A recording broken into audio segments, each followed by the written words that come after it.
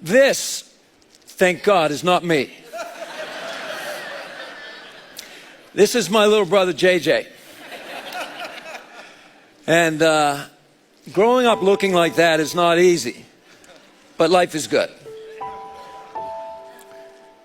That's me on the top bunk and JJ on the bottom bunk. We're the youngest of 6 kids, and we grew up just outside of Boston. And our dad worked in a machine shop. Mom raised the kids. And I understand, you know, like there's all these photographs of our older brothers and sisters. This is like one of 3 photographs of our childhood. So I understand, you get it. You know, they didn't have enough money. They lost the camera, whatever. This is our mom, Joan.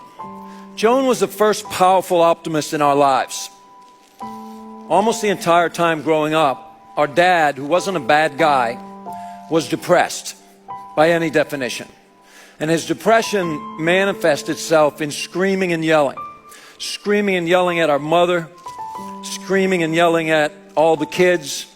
And our mother was there to keep the family together. She stayed by my father's side. And she showed us that although we didn't have the money to travel to Disneyland, we could go anywhere in our mind. She unlocked our imagination.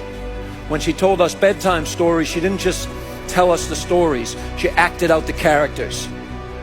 But maybe the most powerful thing our mother did for us was a little ritual at the dinner table. She looked around to her 6 kids, no matter what was happening, and she said, "Tell me something good that happened today." Very simple prompt. Tell me something good that happened today. It's a nice one to use in your company to start your meetings or at your own family's dinner table. Because what happens is you change the energy.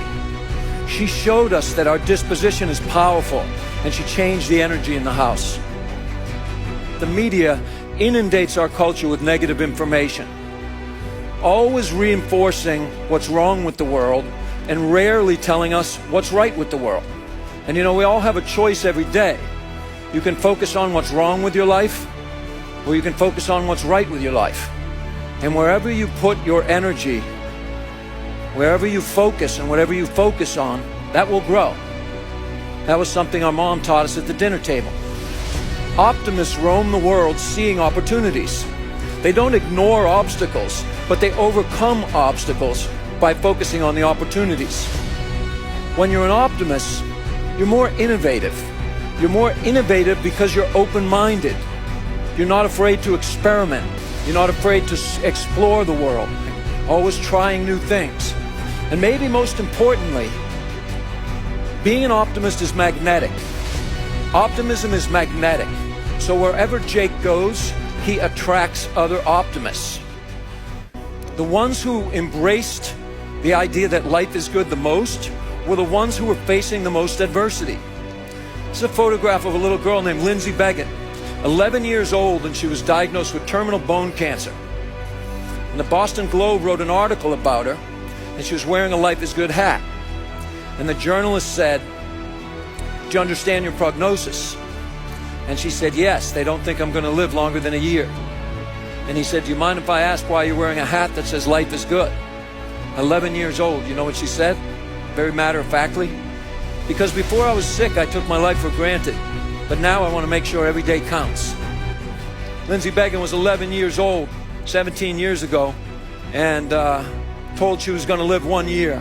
I'm going to play you a short video because Lindsay didn't pass away. Hi, my name is Lindsay.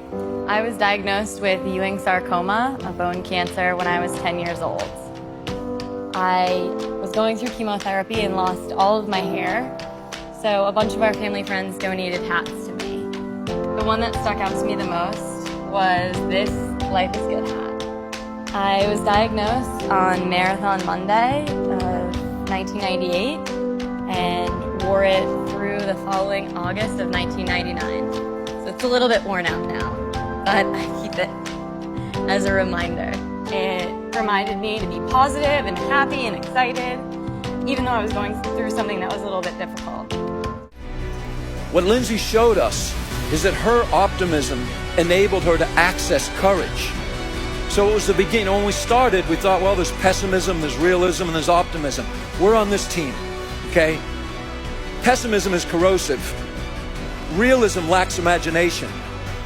Optimism, on the other hand, is boundless. It can take you anywhere, and it opens you up. People have a misconception that wealth and material goods will make you happy, but statistics show that they don't. Some people think that that special place in life, being in that special place, if it's off at the beach or up in the mountains, or if you get that promotion, or if you meet that special person, then you're going to be happy, then you're going to be fulfilled. It's not true.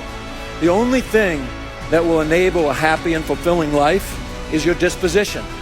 So my first piece of advice is that when we were kids, we lived our lives wide open like this. But as we grow older, we're taught to be skeptical. We're taught to be like this. Be an optimist. Be open. Live your life like this. And finally, don't wait. Celebrate. Celebrate every day. Celebrate your journey. Don't wait for that special day when you're on top of the mountain. Celebrate today. Thank you guys very much.